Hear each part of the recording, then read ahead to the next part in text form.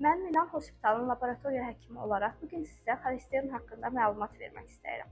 Xolesterin ümumi olaraq orqanizmdə vacib yağa bənzər maddədir. Ancaq xolesterinin normadan artıq olması orqanizm üçün müəyyən fəsadlara gətirib çıxara bilər.